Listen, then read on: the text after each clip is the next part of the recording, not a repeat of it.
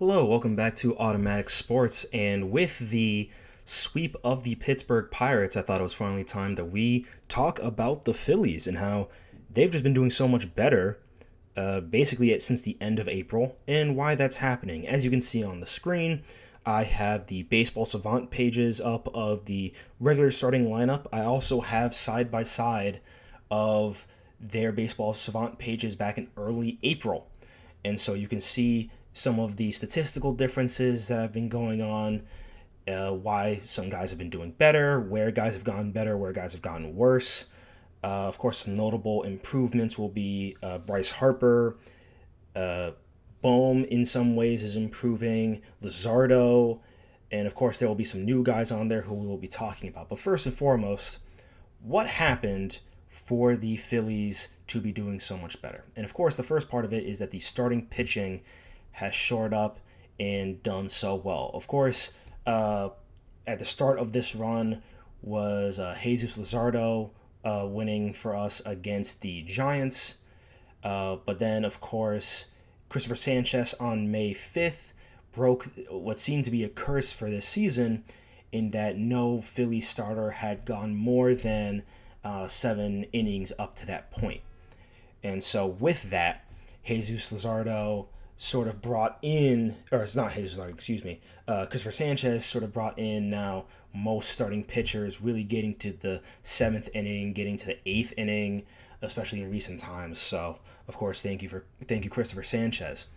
The other part of it, the other big part of three, I'd say, is the bullpen really showing up.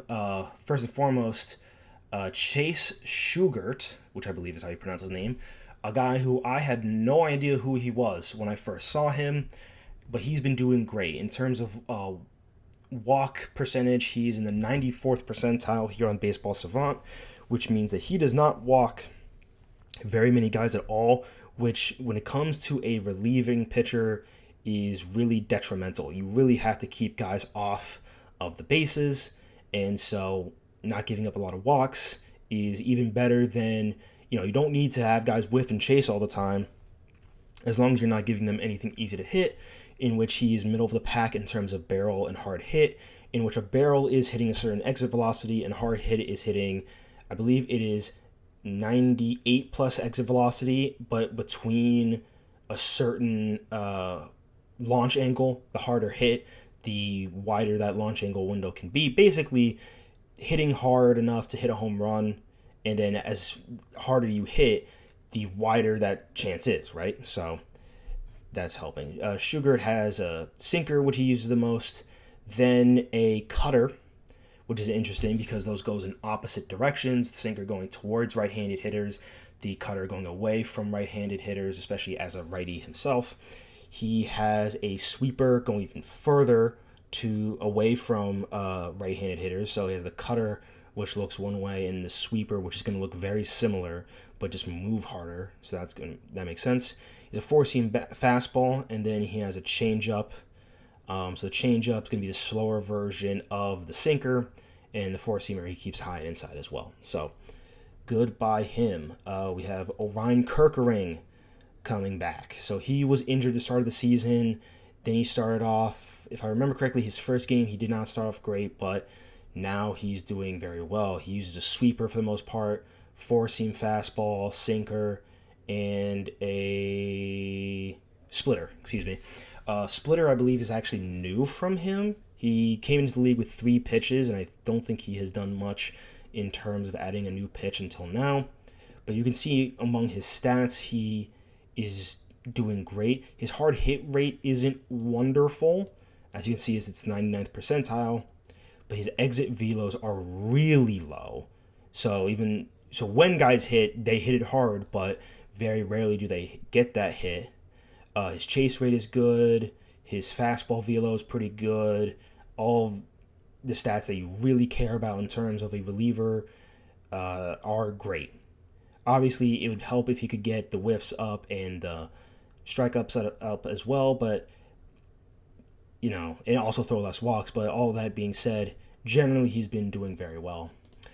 Seth Johnson has come up and done some good things. At least he's relatively new because he's not on. He does not really have qualified stats for Baseball Savant yet, but he throws a four-seamer, slider, cutter, sinker, and splitter. The splitter is going to go with more of the sinker direction than the slider and the cutter. So the sinker is going to go, or the splitter, excuse me, is going to go towards right-handed batters. So again, someone who has been at least helpful in terms of when we need early relief. And of course, the big name, the big man. Well, I say relievers, but I should have mentioned this with the starters as well. Zach Wheeler. So Zach had deep vein thrombosis, needed surgery for that in the middle of last year, so he was out for a good portion of last year, hence why Taijuan Walker was still on the roster. Now with him back, Taijuan is gone, and you replace him with a guy who's been second in Cy Young multiple times, and Wall at 35 is still throwing it as well as he always has. Those a four-seam fastball, which you're going to see most often, followed by sinker, a sweeper, a splitter, and then sometimes a cutter and a changeup. But for the most part, he goes four-seam sinker, sweeper. That is his bread and butter, especially with his extension, as you can see in the bottom, 96. So a sinker and sweeper are even better with someone like him because they're going to break even later than for someone like Jesus Luzardo, where if you look at his Baseball Savant page, he does not get a lot of extension. But Zach Wheeler does, and so he's going to get that movement at the very, very last second, where Luzardo has to work to keep sure that movement doesn't go a little too early. His chase rate is really good. His walks rate are really good. His expected ERA is pretty good, and unfortunately a bit higher than his actual ERA. And his fastball velo is a bit lower than normal, but with that being said, he has come back so good. 1.99 ERA in 5 games, 31.2 pitches. So he's averaging at least 6 innings per game, a little bit more, and a whip, which is walks, hits, innings pitched, which basically stands for how often do you give up a walk or a hit during an inning, is 0.88. So he is not only just throwing in the zone, but guys are not hitting him. Guys are really not hitting him and not hitting him well. So he's done wonderful so far. And of course, as you're seeing, probably with all these Baseball Savant pages, is the steady improvement among all the hitters. So we have had Bohm has really been improving. I noticed, at least normally, he does start slower, but he's been hitting the ball hard. He just has gotten unlucky. You know, it happens where you just keep hitting it to a fielder, and it's frustrating. Of course, Bryce Harper looks like he's on basically another MVP trajectory, and someone else on MVP trajectory, of course, is Kyle Schwarber, who at this point I believe is on pace for 72 home runs. Probably not going to happen, but he does play every day, and yeah, he's just insane. I remember watching on the broadcast, I think it was like he was 4 for 30, but he had an OPS of 111 or of 1.1 or something. It's ridiculous just how hard he hits the ball and how well he hits the ball. And then you've seen some up and down play from Stott, from JT Realmuto. Oh, and speaking of, sorry, I should have mentioned this. MVP, Brandon Marsh. I mean, I gotta say, when I came into this season, I did not expect to be saying Brandon Marsh is arguably our best our best hitter this year. He does chase a lot. He doesn't walk a lot, but he barely whiffs. He squares up really well. He hits his sweet spot. He gets his hard hit percentage, even though his exit velo isn't high, but he's getting it high, which is what's important, even if on average it isn't. And then his slugging and his batting average are really good. I mean, 329 average, 355 OBP, or on base percentage, 475 slugging for 830. The thing is, if he hit harder, he'd be having an MVP season. He just doesn't hit as many home runs as you want. And he always surprises me with how low his defensive stats are his defense in terms of the percentiles he's on, since his range outs above average wise is a 60th percentile. But that's another thing to mention is defensively, we have seen really, really, really good Phillies team. I mean, the outfield defense alone is probably the best that I have seen since getting back into baseball in 2022. I grew up with having like Shane Victorino, Pat Burrell, Jason Worth, even if whatever. Uh, I remember watching a lot of good outfield defense, and this is certainly the best with Crawford, who is still a singles machine, who gets on base a lot, and Garcia, who hasn't necessarily been hitting as well, but he has good range in terms of right fielders, and he certainly throws hard, which is wonderful. Same thing with JT, hasn't hit as well as maybe you'd want, but when it comes to throwing guys out, he's been very, very good. Trey Turner is really the one who's lagging behind right now. He just isn't finding the ball. When you look at him next to Harper, right? Because when they both slump, it looks really similar where they're swinging at everything and it just doesn't look right. But when they're on and they're fouling everything, and even if it doesn't work out for them, just getting long counts, that to me is a good sign. And so that's why I'm thinking Turner is going to be bringing it around soon, because at least today, as he's not had a good time hitting against Skeens, he had a couple of at-bats again where he gets it to 7 pitches, 8 pitches, 10 pitches, I believe, in the first at-bat.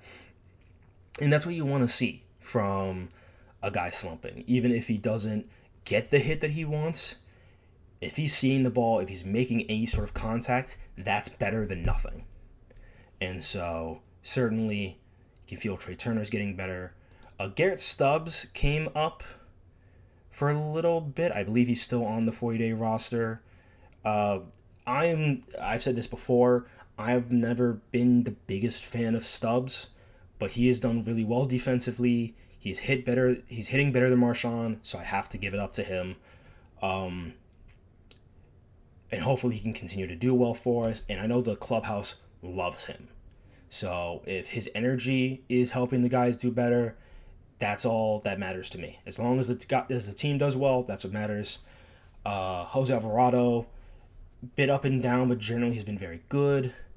Tanner Banks has been wonderful in terms of late relief to closing, especially in a game like today where you don't want to use Alvarado because you're up 6. You don't want to use Duran because you're up 6. But he's generally been really solid. Same thing with Jonathan Bolin. He has been very good as of late. I know he didn't get off to the hottest start, but has looked a lot better. Brad Keller, very consistent, so nothing to say more about him. Same thing with Meza. And Painter, I believe I might have mentioned him earlier. I'm not quite sure. He has sort of taken a step back after starting off really well. And look, he's 23.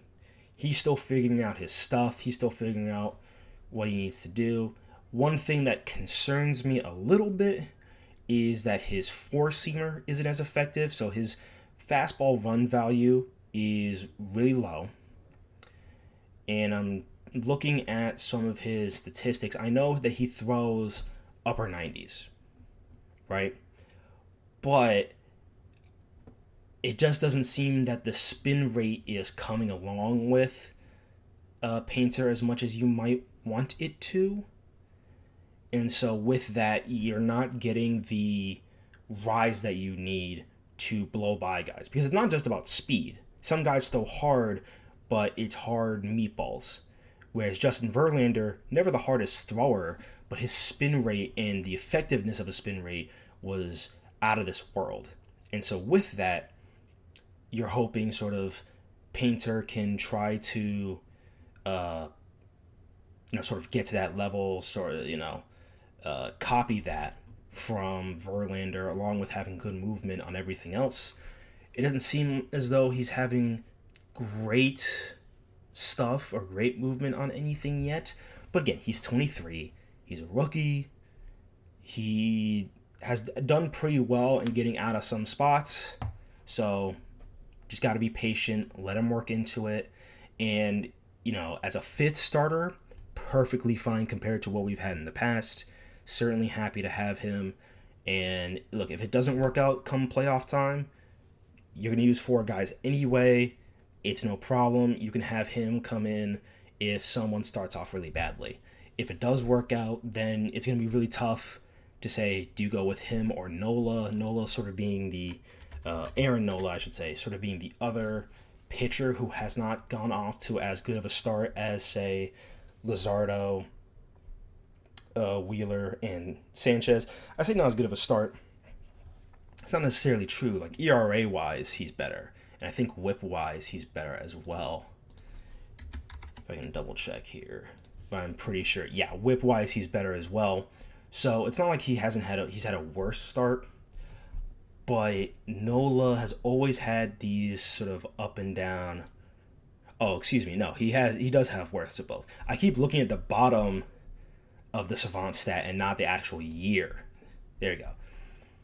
But Nola, when his stuff is on, he looks unhittable. The problem is, it feels like as he's gotten older, his stuff it's been harder for him to turn that stuff on. I mean, his breaking ball run value is great. His off-speed run value is great. But his fastball, it's just not working. I mean, a 1 percentile fastball, that's really bad. That's really, really bad. And you can see it across the board with all of his stats. I mean, everything in terms of expected values, so expected ERA, expected opponent batting average, those are all bad, right? His fastball velo, bad. His exit velocity, bad. His chase with strikeouts are average. His walks, average. But his barrel rate, bad. His hard hit rate, bad. His ground ball rate, bad. Like, you can't be a good starter like that. And so he needs to find a way. And I want him to, because I want the team to do well, right? I mean, I know I say I'm not a fan of his, but if he does well for the team, that's all that matters, right? I wasn't a fan of James Harden when he was on the Sixers. But if he does well for us, I don't care. And so, yeah, certainly you can hope he can do better, but we'll just see how it is. And I think that's it. I've covered basically everyone I've wanted to. Again, just hope to see as we go up into the tougher part of the schedule. I guess that's what I'll bring up next. We're getting to the tougher part of the schedule. So for those who don't know, we sort of had while we've had this good winning sort of section, we've had an easier part of the schedule. So first, the Giants, then the Marlins, who are not, so both teams not good. Athletics, who are the best in a bad division. The Rockies, who are not good. Boston, who's not good. And Pittsburgh, who is the second worst in arguably the best division of all time right now, since the NL Central is absurd. But we have the Reds, who are the worst in the NL Central, but still a winning team. Cleveland, who's the best in the AL Central. The Padres, who are best in the NL West. The Dodgers, who are second best or best in the NL West. They've been swapping back and forth. Padres again, and then the White Sox, who are middling. So we're going to have a really tough stretch at the end of May, start of June.